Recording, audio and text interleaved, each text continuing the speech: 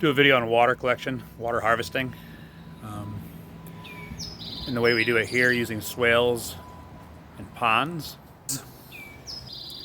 Small catch ponds in between linking swales through the backyard here. And saw those fill up after these rain events and did the math on it, realized the potential. We collect over 1,000 gallons of water in a 15-minute downpour that'll fill these up. And that saturates down into the hugel mounds behind them. And when I say hugel mound, I mean hugel culture. True hugel culture, I believe, if you look it up, is a mound that's 7 feet tall, 10 feet wide, or vice versa. So it has a dry, hot face, and a low, cold side, and a damp side, and a wet side. But these are hugel mounds anyways, to stay on track. That's buried organic lumber.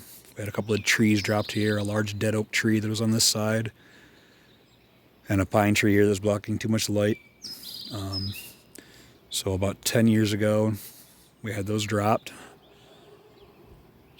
And then we used the branch material from those and built hugel mounds behind them. That's just these flattened out grow beds. And each one has a swale in front of it, so that swale will fill up, catch all that water, slowing it, stopping, absorbing it into the mound behind it. If the rain event's so heavy like last night, we got 2.5 to 3.5 inches, depending on where you were. That it overflows, there's a low point in each one of these. That flows into the one below it. Fills that, working its way on down to a pond in the bottom. The water coming off the road out front flows into the only swale that has a slope to it. When I say swale rather than just ditch, what I mean is all these ditches that are flat and hold this water, they're shaped with the contour of the land, the ins and outs of the land, so they're not just a straight ditch. And it makes everywhere that flows into them the same height, stopping that erosion. But I think we'll start out front, and I'll just do a quick shot of that, and I'll work our way to the back here. So this is coming off the road into the front yard here. There's a decent slope to it.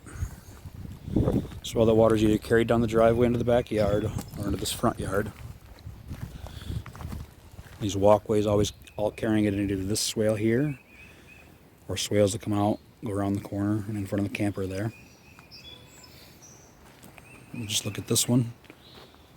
Like I said, this is the one that has slope to it.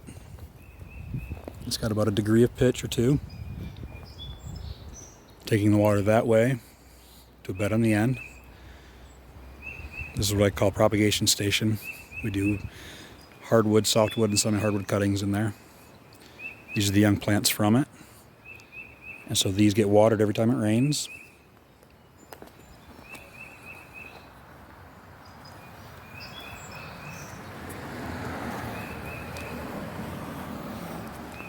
Hi, Cabango. You see the ducks in that pond. That's a lined pond, a plastic pond. So that water from the road comes through here. I planted potatoes in this, but this is the first catch pond. There's a second one there. And the swale goes out and around the corner. There's still a little bit of standing water where it gets flat again. And then it overflows twice here in two smaller unlined ponds into this pond. And down below that is an unlined pond again. We'll go in the backyard and have a look at that though. But the purpose of these lined ponds, of the unlined as well, is to catch that nutrient. These ducks are in there swimming and pooping, and we're catching that waste and turning it into a surplus, using it as fertilizer in the gardens below.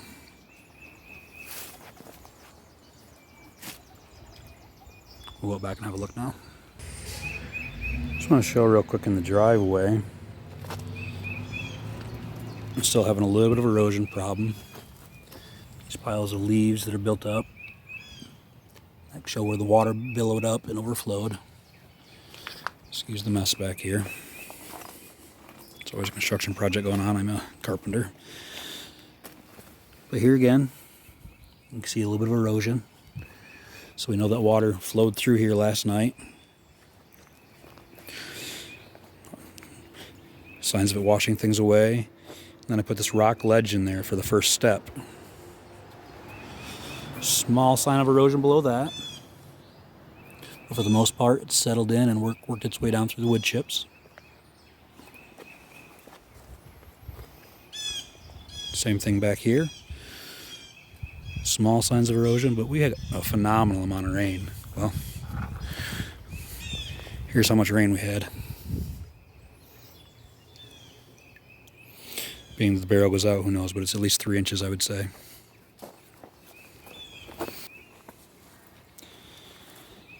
So here we are in the backyard. Once again, the other ones are swales. These aren't necessarily swales, these are the walkways, but we can consider them swales with a little bit of contour. I gotta lose grade, but every time I do, if it's too much, there'll be a stone.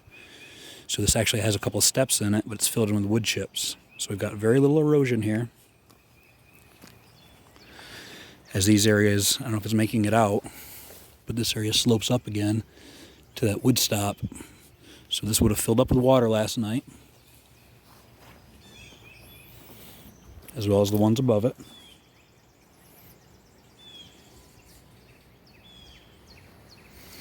As well as this one.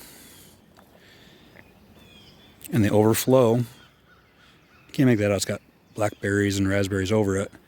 But that's where our original one was 7 years ago with a little kiddie pond in it. So we still use that. Connecting this swale. Very, very little erosion here. We're spreading that water and sinking it.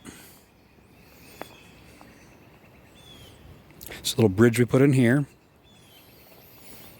This is the first swale.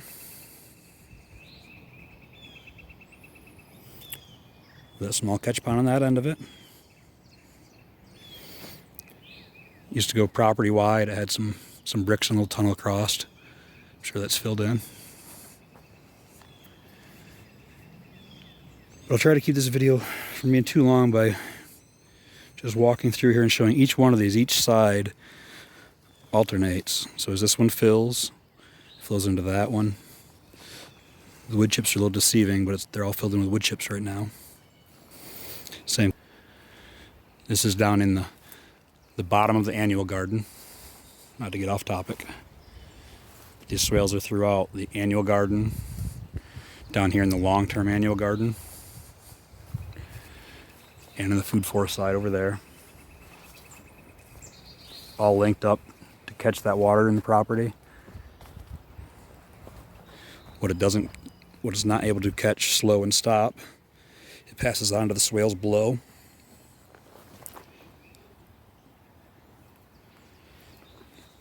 Continuing on down through, each one having a high spot. I just dug this swale out because I'm making the fence. That's above the blueberries, absorbing into the blueberry mound behind it.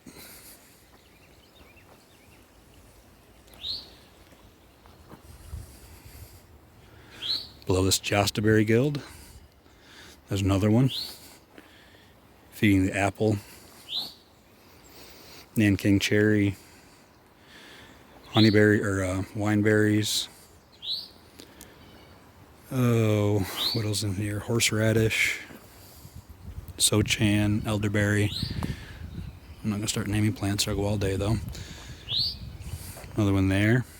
You can see that filled up, saturated behind it.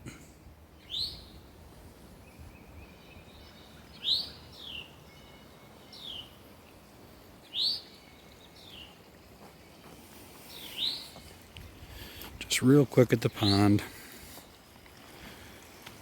I took my permaculture design course.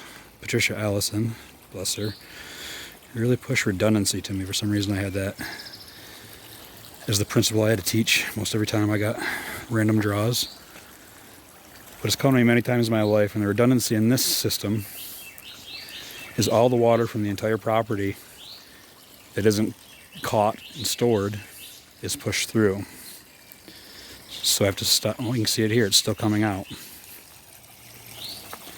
Still flowing water, ever so slowly, into this pond. So this did overflow last night. The signs of that are, this is a filter I use to keep the water lettuce from going out the outflow tube into the 55-gallon drum here. There's the sump for this. That's the drain out the back of it when it does overflow. Redundancy. There's another low spot behind this bridge. You can see using the water lettuce as signs of where the water went because it pulled it with it. So it went out that drain and out my overflow here. Still see some water there. And I carried it around back. There's one more just in case on this side. I see some water lettuce over here. I see one of the mosquito pellets there, so it probably came out of my low point here as well, which has an exit here. So that shows all the swales and the ponds briefly on the property. I think I'll show real quickly just the A-frame. I saw it sitting out up top and explain how we use that to build these swales. So we're just at the pond in front of the tiny house. We didn't look, but how the swales connect on this side and meet up there. And the swales on this side connect and meet on the other side. Bees feeding in off the driveway. This side being fed in by the front yard.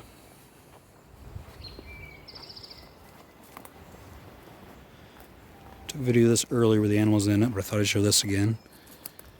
This is an unlined catch pond.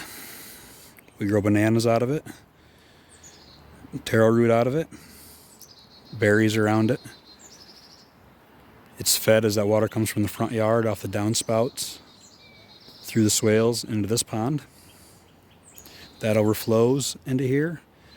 Also has a T-drain there at the bottom that we can open up into this, catching that duck waste, turning it into fertilizer. We can also put that on a garden hose and pump it directly into here to fertilize.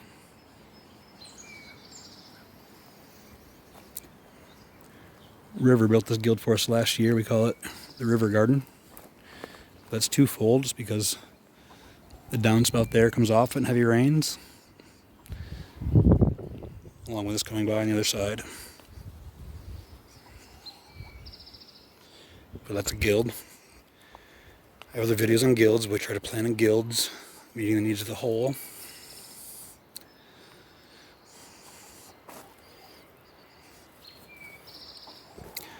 Oh, we were going to look at the A-frame level. I'll stop there. This video's gotten long.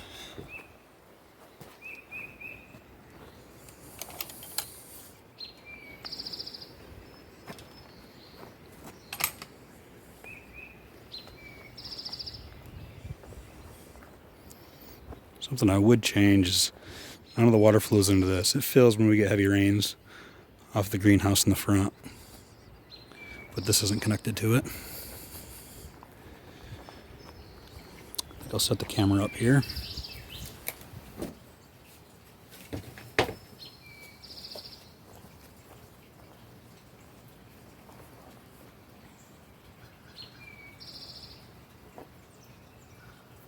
pretty self-explanatory. This is an A-frame level. Simplest way, the most basic way, is to hang a weight. I go somewhere close to level. I mark where the string hangs. I switch legs 180 degrees.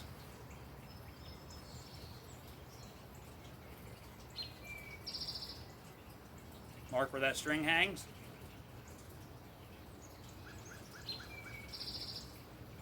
Halfway between those two marks is dead level. No level needed, no calculations needed. You've leveled your A-frame, mark that spot, that's level. From there on, I'm pretty limited in space here, but what I do is I go around using something, flags or stones, to mark where this leg is, and that leg is at level. After I've marked that, I'll spin off the one leg, finding where level is until I hit the ground again. When I hit the ground, I'm level, I'll mark that leg. So it may S across your property. It'll look funny, you might not even believe that's level, but go ahead and dig it out about one shovel depth, all the way in between those flags. Fill it with water and check it. You'll be surprised, amazingly close to perfectly level across there. So that's the first step in building your swales as we go through here. From there, you've got to determine the size of the swale, the depth of the swale, and the width of the swale. By size, I mean how long is it going to be. I did these without any information here. I would suggest you do a little research on it. It's too much for me to put in this video. But you're going to want to know max rainfall, like we had last night. If I hadn't found ways to disperse that water, we'd have had a lot more erosion problems. Your minimum flow, your average flow, what slopes you're dealing with. I learned all this from watching Jeff Lawton. I believe he had a problem with one a while back, had a big flood problem. Pioneers have these problems. But the problem was, we don't do the calculation of how long one gets on a big farm field. So if you're doing it in a backyard like this, it's 100 feet wide at most, there's not that potential. But if you've got one that's 3 feet wide, a couple feet deep, and goes a half mile to a mile long, all that water built up in there, if you have a failure somewhere along the way, you don't have that redundancy built in, or your redundancy fails, and you get a leak, that'll cause erosion in that and drain that whole swale, which is a shit ton of water. So know what you're working with and your limitations in it. And what I'm doing here, backyard permaculture, homesteading, small acreage, small properties, you can pretty much design them as walkways. The steeper ones are a little smaller. The ones further back in the flatter land are a little wider. I won't get too carried away, but more on that. It's like the veins in your arm,